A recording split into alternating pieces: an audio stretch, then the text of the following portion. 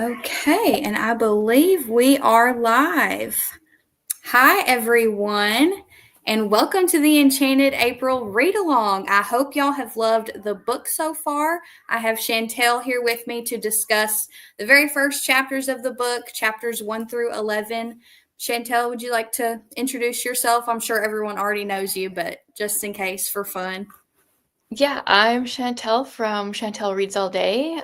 Unfortunately, I don't get to read all day, but it's the dream. It's the dream. And I'm excited about this. I wanted to read The Enchanted April last year and didn't get to it in April. And so, priority for this year. The only thing is, I thought halfway through the book was the first 12 chapters. So I just have to make sure not to say anything from chapter 12. That's fine. That's fine. And if y'all are watching this and you did not know, this is going to be a spoilery discussion. So if you haven't read The Enchanted April yet and you don't want to be spoiled at all, you may not want to watch this live till after you read the first 11 chapters, but that's okay. Where it goes up to the halfway point of the book is when Mrs. Wilkins wants to invite the husbands. So we're not any further than that. But really, if y'all haven't started it yet, it's a pretty short book and the chapters are pretty short. So it's a quick read. If you want to throw it in before the end of April, you probably still could. But Chantel, what's your initial thoughts halfway through?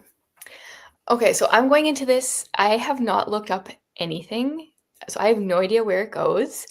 And it's kind of what I was expecting and kind of not. Yeah. So Um, how not was it? I, especially from the beginning, like some of the stuff, like when they first get to Italy and they're like, oh, it's Italy, nothing can be bad. I assumed they would all get along a bit better than things are Yeah. going right now. So I'm Yeah. very curious to see where it goes. Yeah, it's funny because all four of these women that go to this castle together are completely different. They Hmm. could not be more opposite. And I would love to discuss each of the characters because they each kind of have their own unique thing going into it. But overall, this is my second time reading the book. I actually read this book for the first time last year. You did mention it on a TBR last year that I watched, and I was like, oh, that sounds great. So I read it alongside of the Literary Life podcast. They actually today re-aired those old Oh. episodes. So the episode 4, chapters 1 through 11, they re-aired it today. So if you want to go and listen to that, it's wonderful. But this is my second time reading this book, and I just love it. It's one of my favorites. So I'm going to try not to jump ahead to any of the end stuff. But reading it a second time, it's even better than the first time. I feel like I'm catching a lot more. I really like how in this book, beauty is kind of a theme. Like, we need beauty as women and as wives. I find it interesting that at the beginning of the book, Mrs. Wilkins and Mrs. Arbuthnot both feel really guilty about wanting to go on this trip and thinking it's kind of self indulgent. So, what are your thoughts on that? Yeah, I think, well, even thinking back, okay, let me get my thoughts straight here. It can feel very guilt-inducing to do such a thing now. I can't imagine, 100 years ago trying to imagine how that would feel. I mean, those two are not of the upper class where this would be a common thing, Mhm. but like middle class where it would be uncommon. And so I could totally understand that guilt, especially if your husband was like, hey, I think we should go on this trip, and you're already like, I'm going with some girls that I don't really even know, actually.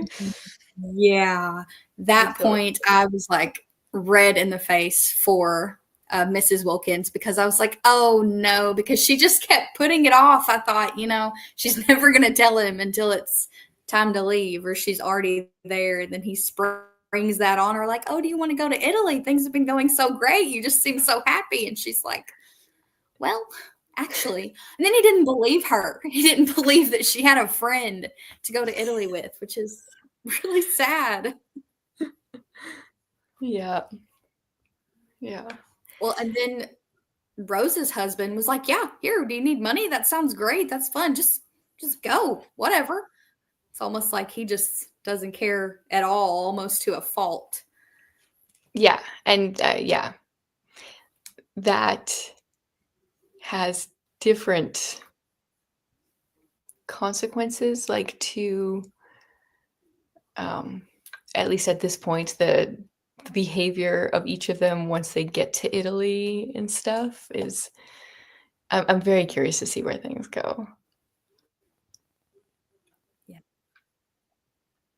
Yeah, especially when the husbands get there, because it's funny that, you know, when they first get to the castle, they're kind of like not even giving their husbands a second thought.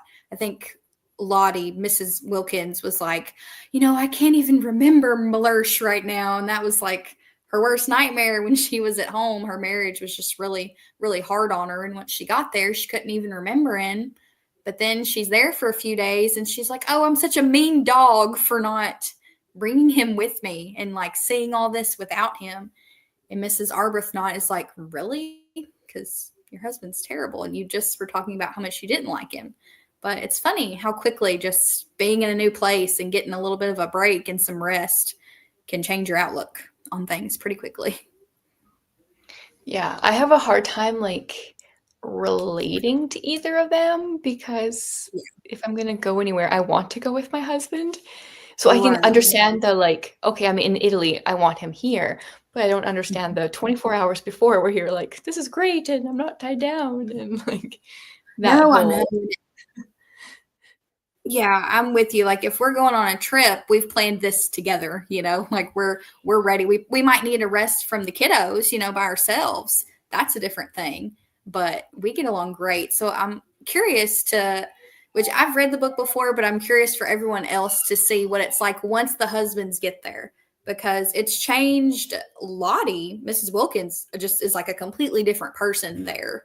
A totally like 180. She was like shy and awkward, and now she's like beautiful all of a sudden, and she's just saint-like, and she's so carefree and just totally different. I wonder if it will have the same effect on the husbands. We'll have to see. But I also like how different they are, but they are kind of friends. So the rest of the ladies don't really get along, but Lottie and Rose, Mrs. Wilkins and Mrs. Arbuthnot get along, I mean, pretty quickly. And I think it's funny because they have such different personalities. Yeah. I don't know because not having read the whole book, but Frederick, I think that's his name, right?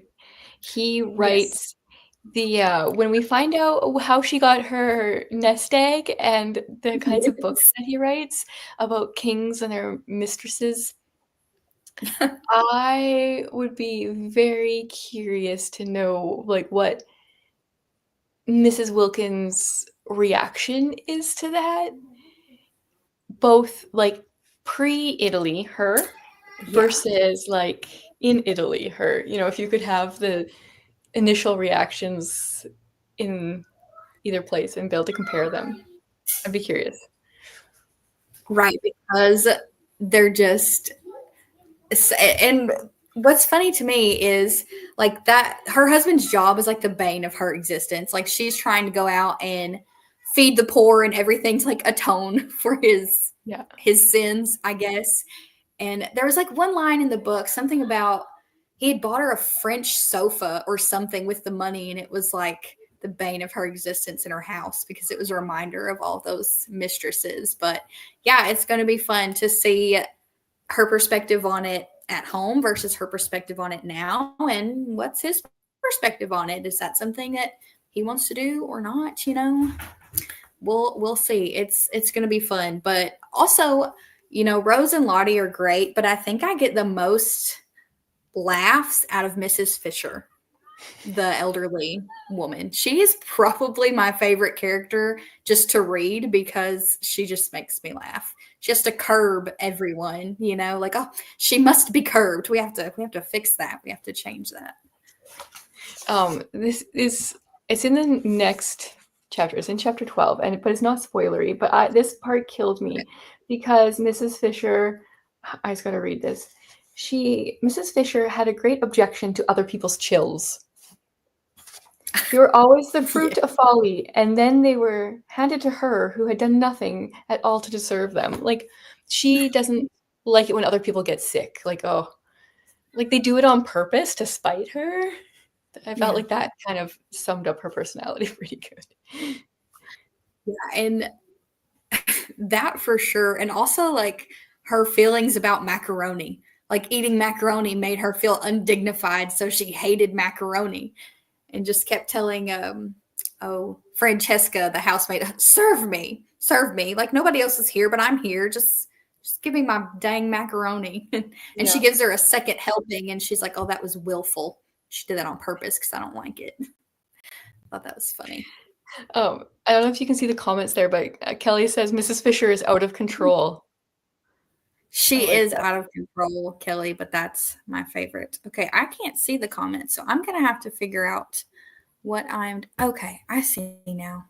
Sorry, y'all. This is my first live stream, so now I'm just seeing everyone's comments. Welcome, Kelly and Greta and Cheryl. It's so nice to have y'all here. Let's see. I'm just now going to read through some of yours. Cheryl, it's your second time reading it too, and you're excited to be reading it again. I'm so glad. I'm loving it the second time too. This is for sure one of my favorite books. Traveled a lot without your husband, but never because you didn't want him there. Right. Yeah, we love our hubbies, and we're grateful not to have a Malursh.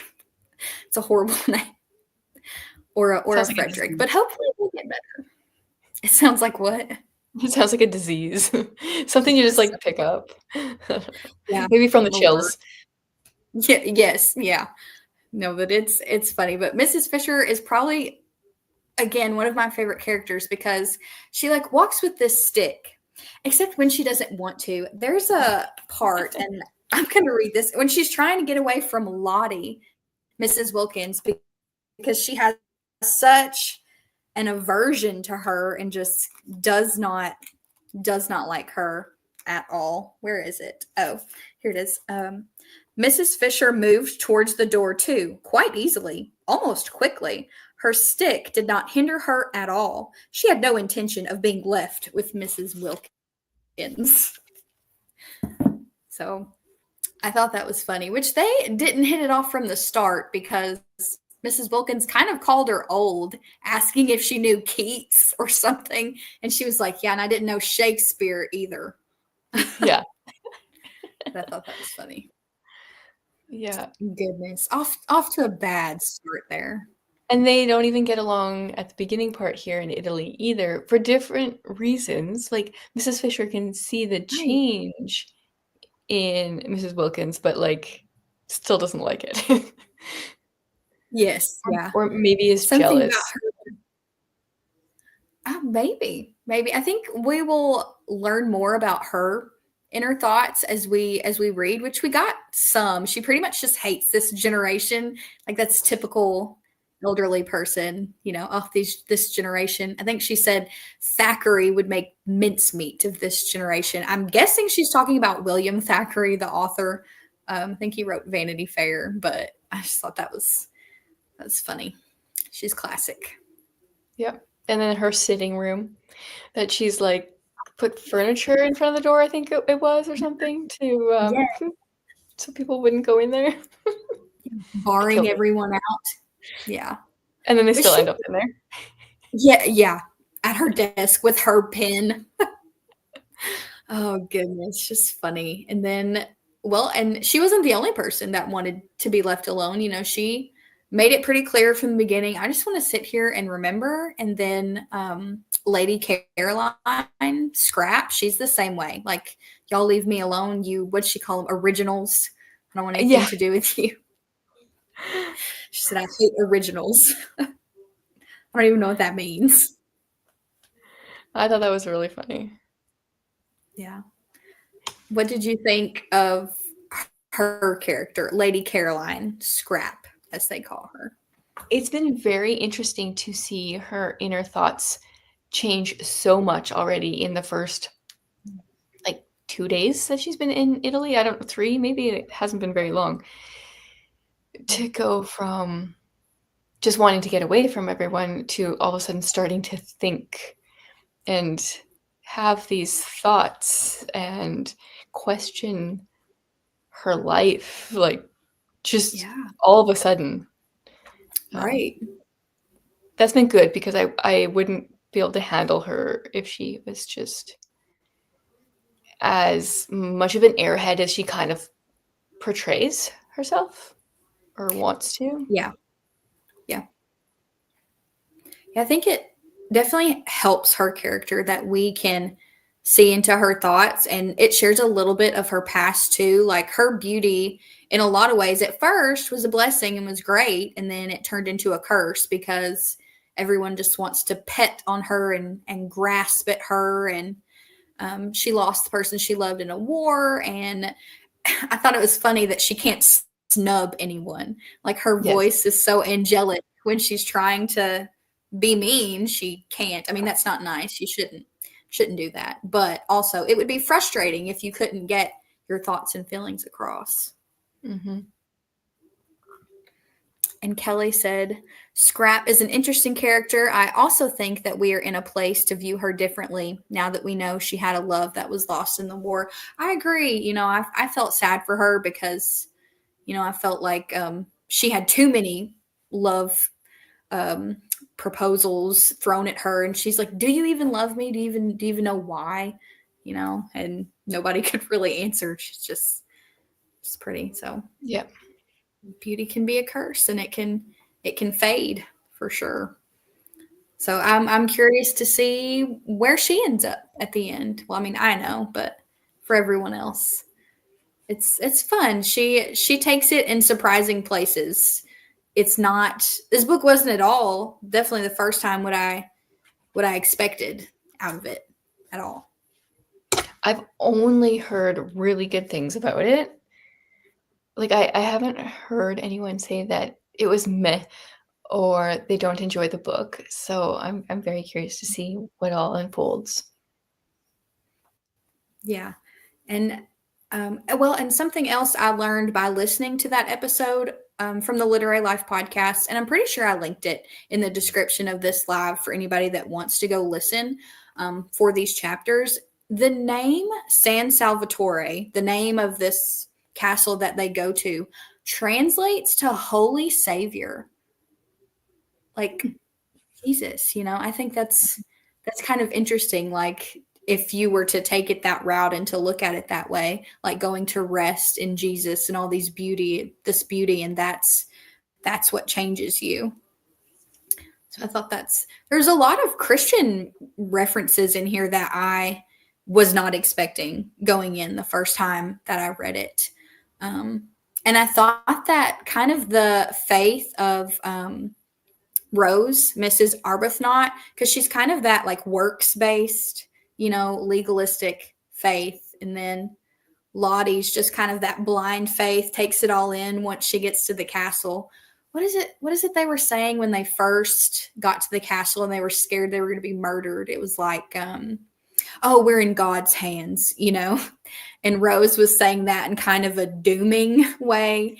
And then when Lottie says, we're in God's hands when they get to the castle and she's happy, Rose is like, oh, wait, what's wrong? Like that's a bad thing. So Yep. I'm curious to see how their will Mhm. change or grow, or if it does at all in this book. Oh, Kelly was looking at pictures. I need to do that. Oh, is that a real place? Looking at pictures. Okay, I didn't know it was a real. Oh yes, the story of them getting to the castle after the train. That was funny because I felt I've never traveled out of the country before, and if I feel like I did, I would probably be scared. I would probably have that same reaction of oh, they're going to murder me.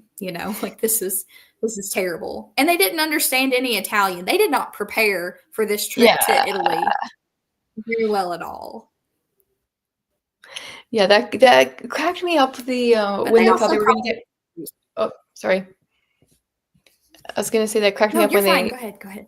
When they said they were thinking they were going to get murdered, because it felt so present day, not something that people would have been thinking 100 years ago. Yeah, I thought that was funny. It is funny, but I mean, it's true. I guess some things, some things never change. Like it can be scary to go to a new place with men you don't know, but it all worked out. And I think the funniest part was when they were riding in the carriage and they were, like kind of talking with their hands loudly because you don't know what else to do when you don't speak someone's language. And the carriage driver thought they meant to go faster, thought they were telling him to go faster. And so he was like, I'm really going to show them what my horse can do, these beautiful ladies back here. And they were terrified, and I probably would have been too. But it's funny to read about. Yeah, I wasn't expecting this book to be funny. Like, I was expecting it to be beautiful going into it the first time, like the Enchanted April. I for sure thought it would be beautiful, but I didn't think it would make me laugh as much as it has. Yeah. Yeah, there's some good stuff in there. Yes, there is. Let's see. The carriage driver was so proud. He was proud of himself, as he should have been.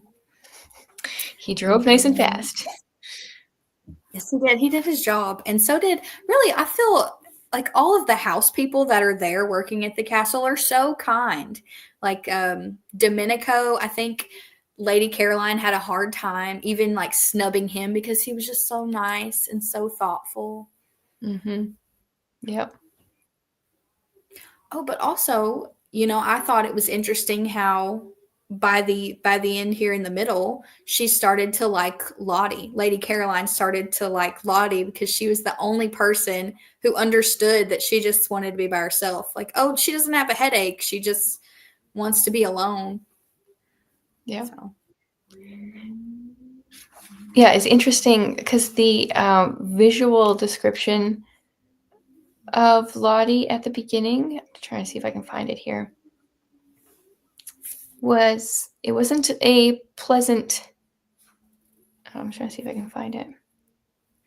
It talks about how no one took any notice of her.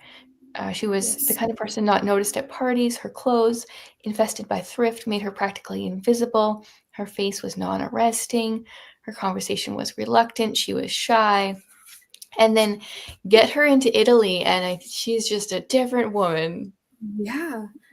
And she saw herself differently. That first morning, she was like, "Oh, I have beautiful hair. I'm gonna tell Mellersh when I get home to look at my hair, see if he's noticed it before. Has he not noticed my hair?"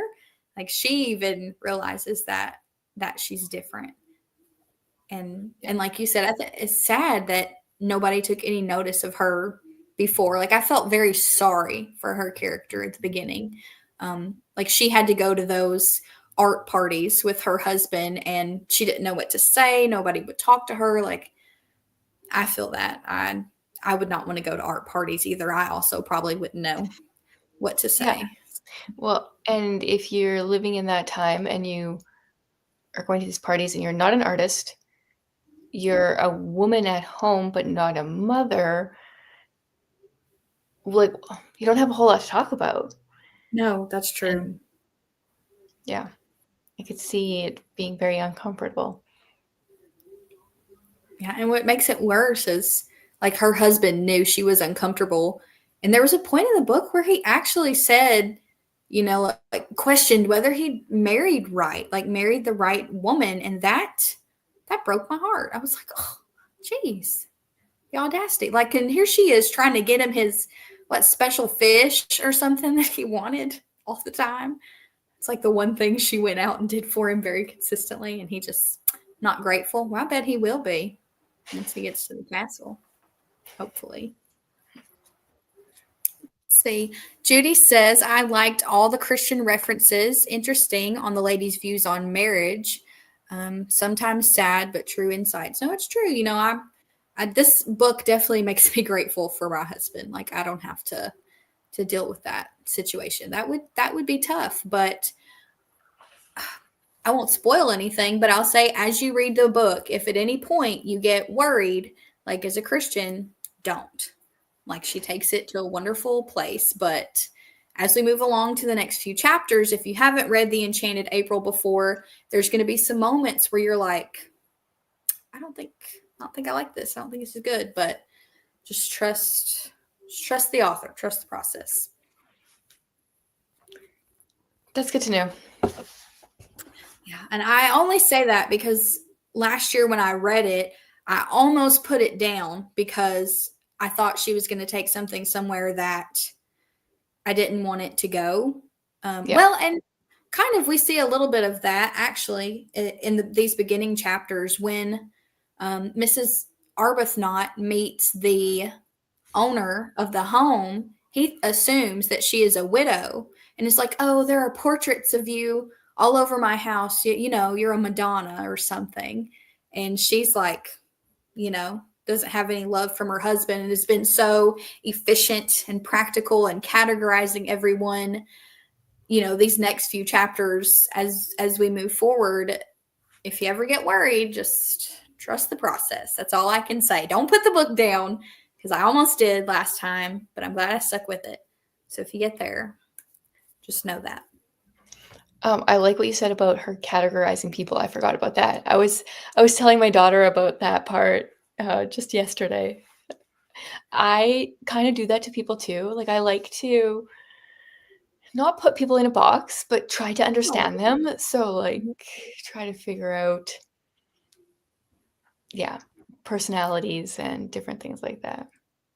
Well, and there are, they're like character archetypes, but they're types because they're true, like in real life you do kind of have people like that. So, you kind of in some ways you can categorize people and in some ways I guess you can't since you can't really see into their hearts or lives, but I also thought it was interesting how she did that. I feel like if I had to relate to any of these four characters the most, I probably would relate the most to Rose as far as that works-based faith, have to do everything right. She even had like a that guiding compass is 4 points. It's like God, husband, home, and duty or something like very serious. And she needed to take a trip. She needed to go to an enchanted castle for a month, I think. Yeah. It sounds good to me. Yeah, I would go. Any takers? Anybody want to pitch in on a castle for a month? I would do it. Yeah. And then also, I thought it was funny how, well, Lottie kind of becomes more saint-like, but there's a point in this. Kelly said, "I'll go." I knew you would. I bet Cheryl signs up too. But there's a point where Rose, Lottie is becoming like saint-like as she's at the castle, but Rose, there's a point where she kind of wants to fight Mrs. Fisher because they have that power struggle over who's in charge. And there's a point she's like, I actually want to fight, which seems uncharacteristic of her. So it's interesting. I feel like travel can do that to people, though. It really brings out some true pieces of your character that you can maybe control in an environment that you're used to. Mm-hmm. But it can be different when you travel. Yeah. No, that's true. I think especially if you're traveling in their scenario, you are alone and you're with kind of strangers basically, and you have this time to think. Well, kind of like scrap, you're thinking for once. I think you would do some self-reflection. It'd be interesting to see what comes out of that. And then I'm a nervous traveler. Anytime we go on a trip, I've got a plan and I want it to be that way. You got to let things go sometimes. Me mostly. I get that. Well, any other thoughts moving forward, or any other like things in the book that stuck out to you, or that you liked, or maybe that you didn't like, or you're not sure about? There was a comment. I'm just trying to find it here. It was about loneliness. Oh, here. I love that this novel shows how loneliness can manifest itself in a variety of ways in a woman's life. Yes. And then I loved Caroline's aha moment. I think it was she was sitting there and doing her thinking. Was it possible that loneliness had nothing to do with circumstances, but only with the way one met them? I thought that was very interesting. And then she thinks perhaps she should go to bed. She couldn't be very well. Yeah. If we start thinking really, really profound things, we must not be well. Might as well take a nap. No, but I'm excited. I'm excited to, because there's a lot of points in this book that I've forgotten. So I'm excited to revisit a lot of the characters' thoughts as they stay longer and longer at the castle. And of course, see what happens when the husbands get there. And I thought it was funny that Mrs. Wilkins was telling Mrs. Arbuthnot, but I see him here. And Rose is like, oh boy, that means he's coming, because everything she sees comes true. Yeah. I felt a little saddened by Rose's, what she assumed would be Frederick's reply to her inviting him to the castle. Just like, glad you're having a good time. See you in a month. Like, yeah. He has no thought that he would actually join her, so she doesn't even want to ask him. Yeah, that's sad, in a completely different way. But we'll see what happens. I'm curious to see Mrs. Fisher's reaction to the husbands, because she doesn't like any of the ladies. I'm curious to see, or for everyone else to see, what she thinks of the men once they arrive on the scene. Mm-hmm. Yeah, it's such an easy read and a quick read, and I am probably just gonna like blast through the last half to see where it all goes. Yeah, I thought the same thing. I was like, I'm really going to try hard to stop myself midway so that I don't get ahead of myself during the discussion. But like you, I think now that this part will be over, I'll be ready to just fly through to the end, because I love this book. It's definitely one of my favorites. And Elizabeth von Arnim is quickly becoming one of my favorite authors too. So her other books, well, I've only read Elizabeth and Her German Garden by her too, but it's wonderful. It's got that same like snappy wit. It's funny, makes you want to just plant all the flowers and have your own garden, and it's great. I think, was this published in 1922? It does not feel like it's over 100 years old. No, like the writing, it feels more like someone now is writing about that time period, like yes, it just flows really well.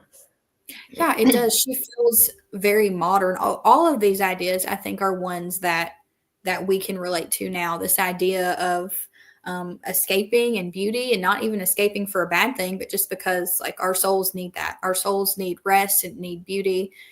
Jesus took solitude. He stepped away and took solitude, and we all need to do that too. And it's not a bad thing. There's a quote that Mrs. Wilkins said, why, it would really be being unselfish to go away for a little, because we would come back so much nicer. You see, after a bit, everyone needs a holiday. Yeah, that's great advice. Yeah. We should all just hit the castle at Italy. Yep, let's do it. That's right. Kelly said, Mrs. Wilkins and her gift of prophecy. I think that's such an interesting part of this story and how it tends to move things along. Yes, I agree.